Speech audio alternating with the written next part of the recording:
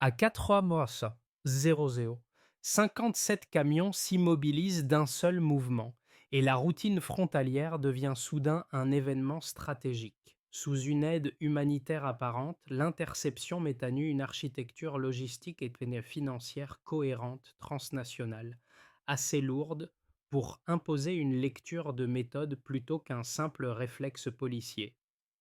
Pour les citoyens, que signifie cette nuit lorsque l'État, sous l'autorité d'Ibrahim Traoré, affirme pouvoir mesurer, expliquer et contenir la menace avant qu'elle ne dicte la peur collective? Si le convoi passait, l'équilibre institutionnel, régional et narratif basculait d'un seul coup. Ce récit ne promet pas un spectacle, mais une méthode pour comprendre ce qui s'est réellement joué avant, pendant et après l'interception. L'enjeu est simple et exigeant. Distinguer les faits vérifiables des interprétations hâtives afin d'évaluer ce que révèle une saisie quand elle est traitée comme une enquête systémique plutôt qu'un épisode isolé. En quelques lignes, le lecteur gagne une clé: comprendre comment une menace complexe peut être détectée, documentée et neutralisée avant qu'elle ne produise ses effets politiques. L'analyse repose sur un principe clair: suivre les preuves plutôt que les slogans. Cela implique d'examiner la cohérence logistique, la temporalité des décisions et la discipline de la chaîne de preuves sans ajouter d'hypothèses inutiles. L'intérêt n'est pas de savoir seulement ce qui a été saisi, mais ce que cette saisie dit de la capacité d'un État à agir sans céder à l'urgence narrative.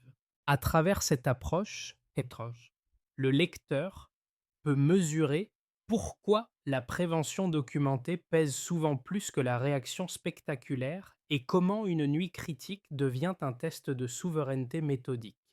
La saisie ne correspond pas à un simple coup de filet. Elle révèle une capacité militaire prépositionnée évaluée à plus de 700 millions de dollars. En moins de 15 minutes, 57 camions sont neutralisés, signe qu'un verrou avait été préparé en amont et déclenché sans improvisation. Ce chiffre ne décrit pas seulement une valeur matérielle, il indique un niveau d'anticipation incompatible avec une opération opportuniste. Pour comprendre ce basculement, il faut relire la scène initiale. Avant l'aube du 16 août, les véhicules ne convergent pas par hasard. Ils partent de points distincts, avancent sans phare, puis se regroupent près de la frontière togolaise et, selon une synchronisation trop précise pour être fortuite. La logistique est pensée pour retarder toute alerte. Compartimentation des rôles, itinéraire secondaire, réduction maximale des signaux visibles. La question centrale cesse alors d'être: que transportait-il pour devenir: comment une telle convergence a-t-elle pu rester silencieuse si longtemps? À Ouagadougou, l'information remonte heure par heure. Ibrahim Traoré donne une consigne qui oriente toute la séquence: éviter l'emballement narratif et privilégier la cohérence du dossier. Chaque camion est traité comme une scène distincte, chaque conducteur interrogé séparément, chaque numéro de série consigné. L'objectif n'est pas l'effet d'annonce, mais la démonstration méthodique. Cette discipline transforme l'opération en enquête systémique. Suivre les itinéraires, croiser les flux financiers, identifier les relais possibles. Le contexte régional renforce la gravité. Dans le Sahel, la circulation d'armes est diffuse, mais rarement structurée avec une telle densité et un tel coût. Ici, les premiers indices pointent vers une chaîne transnationale capable d'acheter, stocker et livrer à grande échelle. Le convoi devient la partie visible d'un plan plus large, et l'interception, un test précoce de souveraineté documentaire, prouvé par des faits traçables que l'État peut agir avant que la peur ne gouverne. Le fil humain de l'interception passe par un officier de terrain, le capitaine Moussa Kaboré, responsable des gardes-frontières dans la région des Canaries. Depuis des années, il observe les routes comme un système vivant, attentif aux écarts d'horaire, aux ruptures de cadence et aux détails qui signalent d'un passage anormal. Dans la nuit du 16 août, ce ne sont pas les camions eux-mêmes qui l'alertent d'abord, mais leur discipline. Une synchronisation trop propre, des phares éteints, une avancée silencieuse qui trahit une préparation longue. Sous son commandement, 15 hommes se déploient rapidement, appuyés par 2 véhicules blindés légers et un drone militaire. Le dispositif reste volontairement sobre, loin d'une mise en scène spectaculaire, mais suffisamment précis pour figer la file sans provoquer d'affrontement. Lorsque les premiers camions s'arrêtent, la perception change immédiatement. L'unité ne fait pas face à une irrégularité isolée, mais à une structure organisée qui accepte soudain d'être immobilisée. L'ouverture des caisses marque un second choc. Sous des sacs de farine et de lait en poudre apparaissent des armes neuves, conditionnées avec une rigueur industrielle. Pour Caboret, l'impact est sans ambiguïté. Ce qui est intercepté n'est pas une cargaison opportuniste, mais une capacité de basculement prête à être activée.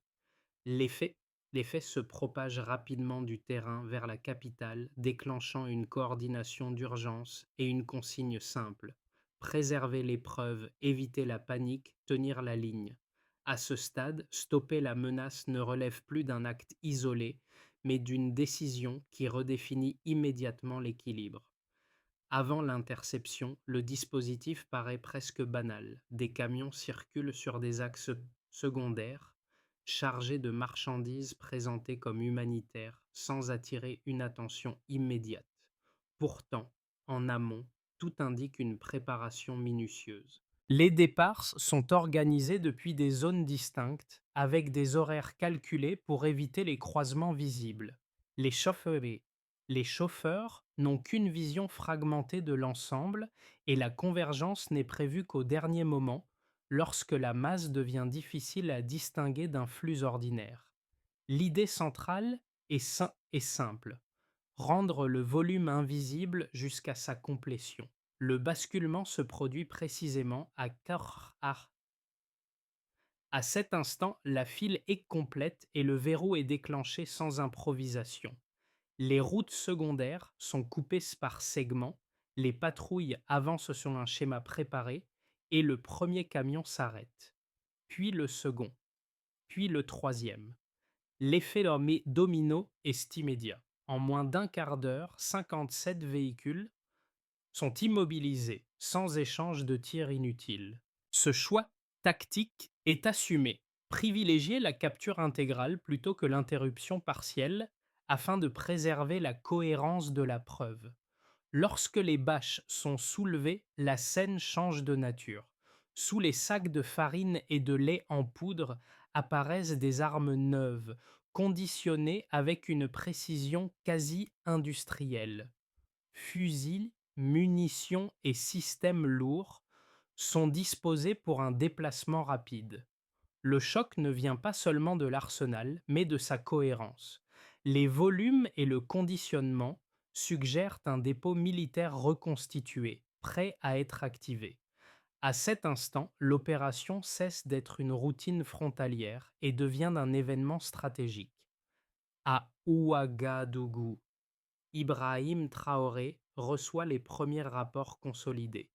Il coupe court à toute tentation de mise en scène. La consigne est nette: sécurisation totale du périmètre, aucune preuve détruite, aucune narration improvisée. Les forces spécialisées sont dépêchées, les équipes médico-légales prennent position, et chaque mètre est balisé, photographié, consigné. Cette séquence marque une inflexion claire. L'État ne cherche plus seulement à arrêter, il cherche à démontrer. Les répliques suivent rapidement. À la mi-journée, certains conducteurs paniquent et tentent de fuir, révélant une intention claire de quitter l'image avant qu'elle ne devienne preuve. Les axes sont déjà bloqués, de nouveaux camions sont ouverts et l'ampleur dépasse les estimations initiales. La cellule de crise se réunit, les itinéraires sont tracés et les flux commencent à être recoupés. L'événement n'est plus une saisie isolée, il devient une opération stoppée avant son déclenchement politique. Après l'interception, une ligne de conduite s'impose. Préserver la chaîne de preuves pour empêcher que la peur ne prenne le volant. Ce qui est arrêté cette nuit-là ne se limite pas à un convoi, mais à une séquence dont la réussite dépend désormais de la rigueur avec laquelle chaque étape sera documentée et expliquée. Avant l'interception, la menace pouvait être perçue comme diffuse et difficile à qualifier. Après l'inventaire, elle change de nature et devient mesurable. Le passage du soupçon à la preuve repose sur quelques chiffres clés qui déplacent l'analyse d'un registre émotionnel vers une lecture de capacités concrètes. Ces données ne servent pas à impressionner, mais à décrire une intention opérationnelle cohérente. Le premier chiffre structure l'ensemble, environ 25 000 fusils de type AK-47 sont recensés. Pris isolément, un tel volume pourrait évoquer un stock disparate. Mais replacé dans son contexte, il décrit une capacité d'équipement à grande échelle. De quoi armer plusieurs brigades sans dépendre d'un seul fournisseur, avec des pièces interchangeables et des munitions compatibles. Ce nombre indique une logique de durée. Il ne s'agit pas d'intimider ponctuellement, mais de tenir un territoire dans le temps. La masse devient ici un langage stratégique. Le second chiffre affine la lecture.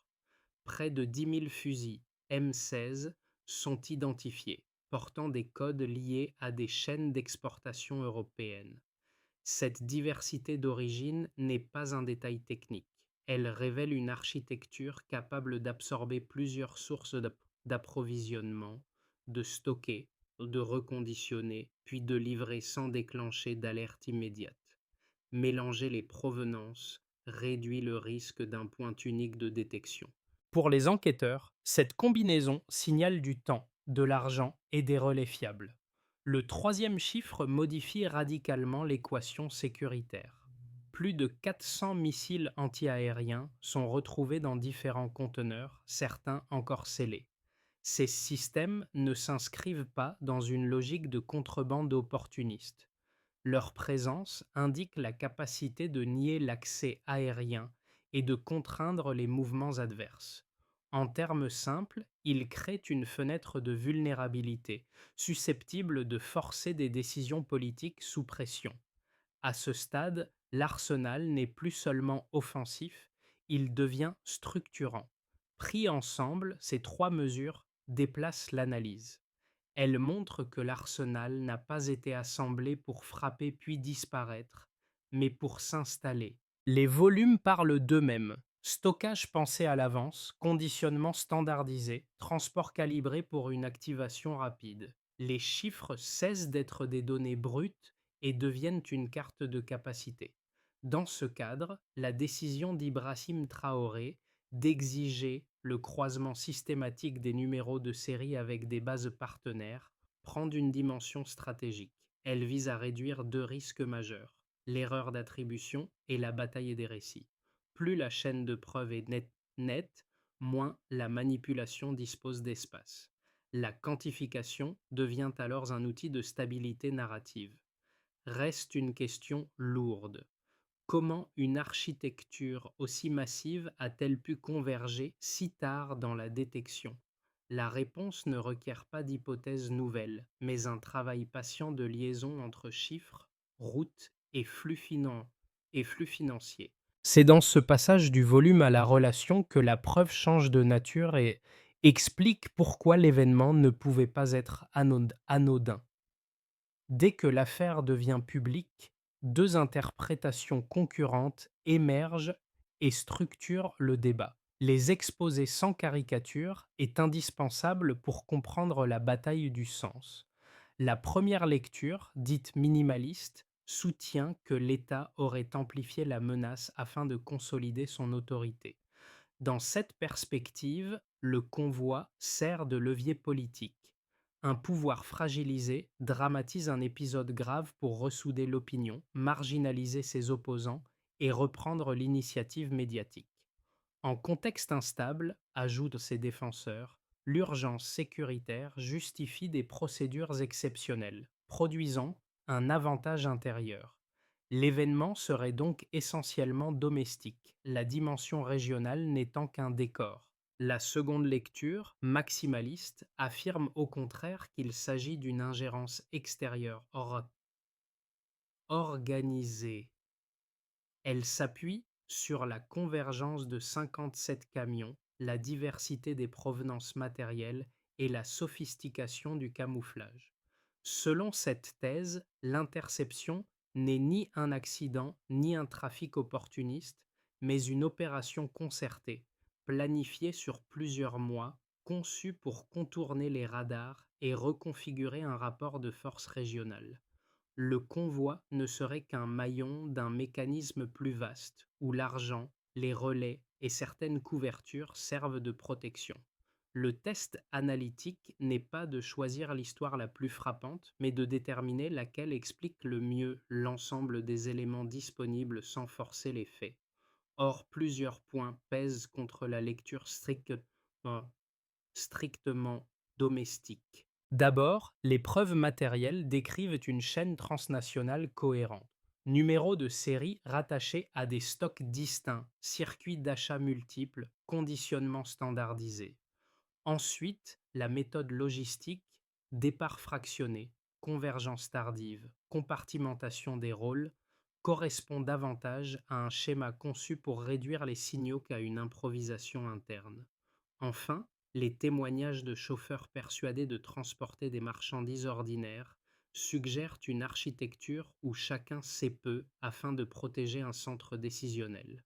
Cela ne valide pas automatiquement l'hypothèse maximaliste dans tous ses détails, mais, à densité de preuves égale, l'hypothèse la plus parcimonieuse est celle qui relie sans extrapoler. Suivre les faits conduit à reconnaître une opération concertée, sans préjuger de l'identité finale des commanditaires. La solidité de l'analyse tient ici à sa capacité à absorber les objections tout en restant arrimée aux éléments traçables. À mi-parcours de l'enquête, un élément requalifie l'ensemble du dossier. Des documents préparatoires apparaissent, décrivant une séquence politique déjà écrite pour le après. Ce qui était lu comme une interception défensive bascule vers une neutralisation préventive d'un déclencheur. L'arsenal cesse d'être un simple moyen logistique et devient la garantie matérielle d'un calendrier, pensé à l'avance, destiné à produire des effets institutionnels rapides. Présentés à Ibrahim Traoré, ces éléments déplacent immédiatement la stratégie. La priorité n'est plus seulement de sécuriser un périmètre ou d'inventorier des armes, mais d'empêcher la capture du récit par des narratifs concurrents. Les fichiers, les identités multiples et les échanges codés décrits par les enquêteurs dessinent un maillage où se croisent relais financiers, intérêts liés à la défense et couvertures administratives. Rétrospectivement, le convoi ressemble moins à une cargaison qu'à une clé destinée à rendre possible une suite déjà scénarisée. Ce point médian marque un changement de posture. L'état passe de la réaction à l'exposition méthodique. La lumière devient une arme défensive, non par emphase, mais parce qu'elle réduit l'espace de la manipulation. À partir de là, l'affaire n'est plus une saisie spectaculaire, mais une épreuve de souveraineté documentaire, où chaque preuve consolidée peut empêcher un retournement ultérieur. Pour les institutions nationales, l'effet est d'abord organisationnel. L'interception transforme une alerte en protocole durable. Les chaînes de commandement sont resserrées, la coordination interservice devient routinière et la gestion de la preuve passe du réflexe sécuritaire à une architecture administrative. Sous l'autorité d'Ibrahim Traoré, l'État adopte une ligne constante, documentée avant de proclamer. À court terme, cette discipline renforce la crédibilité institutionnelle. À moyen terme, elle impose un coût opérationnel assumé, mais réduit l'espace des récits concurrents. La décision publique gagne en lisibilité parce qu'elle s'appuie sur des éléments vérifiables plutôt que sur l'urgence émotionnelle. Pour les entreprises, l'onde de choc est paradoxale. D'un côté, l'annonce d'une menace de cette ampleur accroît l'incertitude. Les chaînes d'assurance se tendent, certaines importations stratégiques ralentissent et les partenaires les plus exposés adoptent une posture d'attente. De l'autre, la démonstration de méthode crée un signal inverse. Des acteurs économiques recherchent une prévisibilité décisionnelle, même sous contraintes sécuritaires. Le résultat n'est pas un isolement mécanique, mais un réalignement progressif. Certaines activités se contractent, d'autres se redéploient autour de cadres jugés plus lisibles qu'auparavant. Pour les citoyens, l'impact est surtout psychologique et immédiat. Les images d'arsenaux interceptés produisent une émotion ambivalente. Il y a le soulagement d'avoir évité un basculement violent, mais aussi l'effroi face à ce qui aurait pu advenir. Dans les villes comme dans les zones frontalières, la discussion change de registre. La sécurité n'est plus une abstraction lointaine, elle devient une expérience collective liée à des preuves visibles et à des procédures compréhensibles. Cette visibilité apaise autant qu'elle inquiète, car elle montre que la protection fonctionne tout en rappelant qu'elle n'est jamais acquise. Pour la région, enfin, la conséquence est stratégique. Une opération stoppée à une frontière modifie les calculs des capitales voisines. Des audits internes sont lancés, des échanges de renseignements s'intensifient et des coordinations nouvelles apparaissent, non par solidarité de principe, mais par intérêt partagé. Le signal envoyé est clair. Une convergence lourde peut être détectée et neutralisée si les signaux faibles sont reliés à temps. Même les organisations régionales doivent intégrer cette donnée dans leurs évaluations, car elle réduit le risque d'embrasement transfrontalier. Pris ensemble, ces quatre cercles montrent que l'événement dépasse largement la saisie initiale. Il reconfigure des comportements, des attentes et des alliances. La question centrale n'est plus seulement ce qui a été arrêté, mais ce qui a été rendu visible. En ce sens, l'interception transforme une menace latente en apprentissage collectif et replace la preuve documentée au cœur de la confiance publique. Si l'on se projette sur l'horizon des 6 à 12 prochains mois, trois trajectoires sur la cover se dessinent. Elles ne sont ni des prophéties ni des promesses, mais des cadres de lecture pour penser sous contrainte à partir des éléments déjà observables. Dans un scénario de base, la stabilisation est progressive et incomplète. L'enquête avance par strates, consolide des dossiers solides sans tout résoudre d'un coup, et les institutions renforcent leur routine de contrôle. Les tensions diplomatiques persistent, mais restent contenues. Les dispositifs annoncés après l'interception, audits réguliers, traçabilité accrue, coordination sécuritaire, produisent des effets mesurés, parfois invisibles au quotidien, mais réels dans la réduction des angles morts. La société tient sans transformer encore. La priorité devient l'endurance administrative. Maintenir la méthode quand l'urgence médiatique retombe et que l'attention publique se disperse. Dans un scénario plus favorable, l'affaire déclenche un effet d'entraînement régional.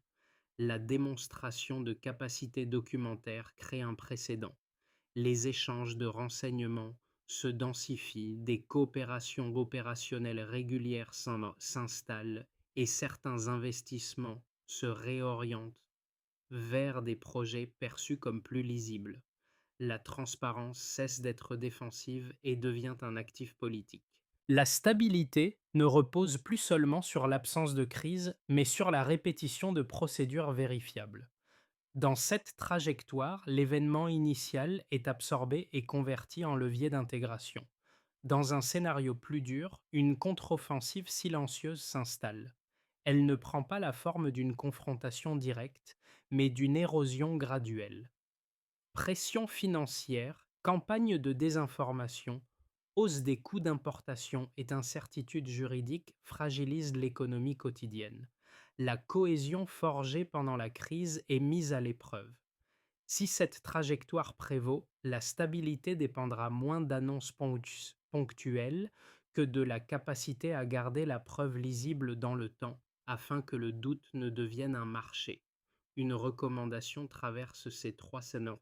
scénario, raisonner, en capacité d'anticipation plutôt qu'en réflexe de réaction. Relier les signaux faibles, documenter avant de proclamer et transformer chaque alerte en routine. Penser ainsi n'élimine pas l'incertitude, mais en réduit le coût collectif. Au-delà des institutions et des équilibres régionaux, l'interception se diffuse dans la vie quotidienne par cercles humains distincts. Le premier concerne celles et ceux qui vivent la sécurité au jour le jour. Soldats, gardes-frontières, chauffeurs de nuit, familles des zones sensibles. Pour eux, l'événement n'est pas une abstraction géopolitique, mais une nuit qui aurait pu basculer en quelques minutes. Les images d'armes empilées produisent un mélange de soulagement et de gravité. Un geste concret émerge. Partager l'information vérifiée localement, sans amplifier la peur, afin que la vigilance reste une pratique et non une panique. Un deuxième cercle rassemble la diaspora et les observateurs éloignés géographiquement mais proches émotionnellement. Confrontés à des récits internationaux simplifiés, ils cherchent des repères stables. L'affaire devient alors un point d'ancrage méthodologique. Des preuves, des procédures, des chaînes documentées. La posture utile consiste à comparer systématiquement les narratifs aux éléments établis et à relayer des analyses étayées plutôt que des slogans. Ce choix ne tranche pas les opinions, mais protège la discussion publique contre les raccourcis. Un troisième cercle concerne celles et ceux qui veulent comprendre les mécanismes. Étudiants, journalistes, chercheurs, citoyens attentifs. Pour eux, l'événement offre une matière rare. Comment un réseau se cache? Comment une preuve se consolide? Comment une société réagit quand la menace devient visible? Un apprentissage simple s'impose. Poser la bonne question avant d'adhérer à un récit séduisant. Quelle preuve relie quoi? Dans ces trois cercles, une même intuition s'installe. La protection commence par l'attention aux signaux faibles. Partagée à temps, une information peut devenir une contribution discrète mais décisive à la stabilité collective. Après la crise immédiate, la réponse annoncée s'organise en une feuille de route visant à convertir une interception ponctuelle en capacité durable. L'objectif n'est pas de célébrer l'événement, mais d'institutionnaliser une méthode afin que la prochaine alerte trouve un état plus rapide, plus lisible et plus difficile à surprendre. Sous l'autorité d'Ibrahim Traoré, cette logique privilégie des actions mesurables plutôt que des proclamations générales.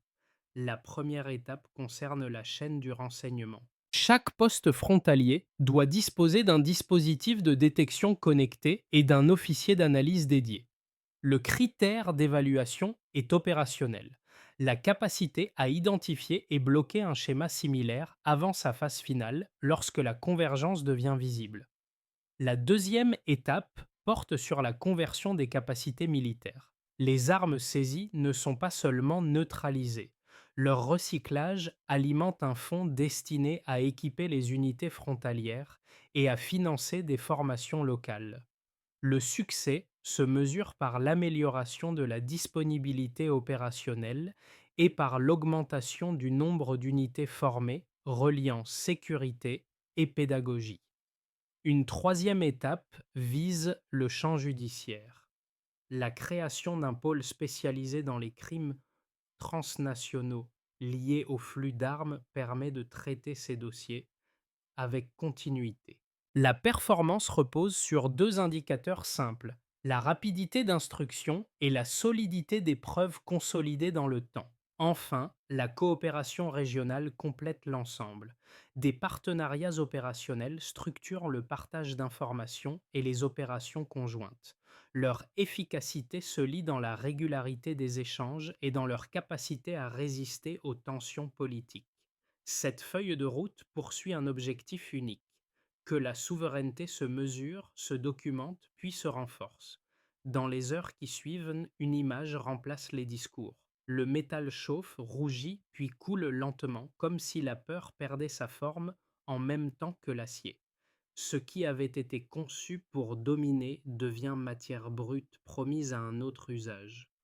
La transformation est visible, irréversible, et dit plus que n'importe quelle proclamation. Le capitaine Musa Caboret réapparaît alors comme le fil discret du récit.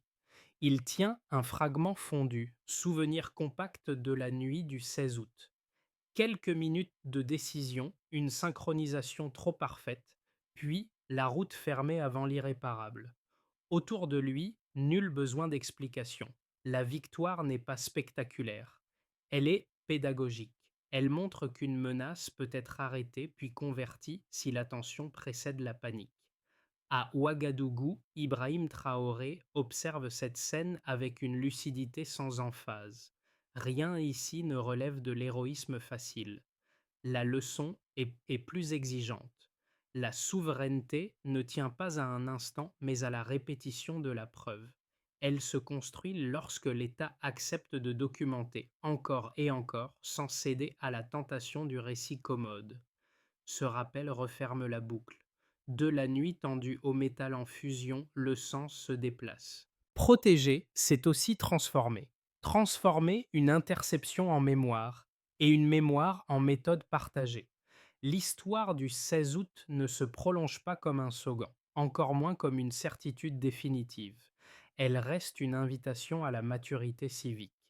Ce qui a été montré n'est pas l'immunité, mais une méthode rendue visible. Relier des faits, consolider des preuves, accepter la complexité sans la réduire à un récit commode. Dans un espace public saturé d'images rapides, ce choix a une portée sociale claire. Il rappelle que la confiance ne naît pas de l'intensité émotionnelle, mais de la cohérence répétée. Prolonger cette méthode peut rester simple en parlant de l'événement sans invective, en comparant systématiquement les narratifs concurrents aux éléments documentés, en gardant l'habitude de demander comment une affirmation est reliée à une preuve plutôt que de se demander si elle conforte une position préalable. Ces gestes modestes ne produisent pas l'unanimité, mais ils élèvent le niveau du débat collectif. La question demeure ouverte au-delà d'un pays et d'une nuit. Comment transformer une alerte critique en vigilance durable sans laisser la peur guider la suite? Chacun y répondra à sa manière, par l'attention qu'il accorde aux faits et par la qualité de la discussion qu'il choisit d'entretenir.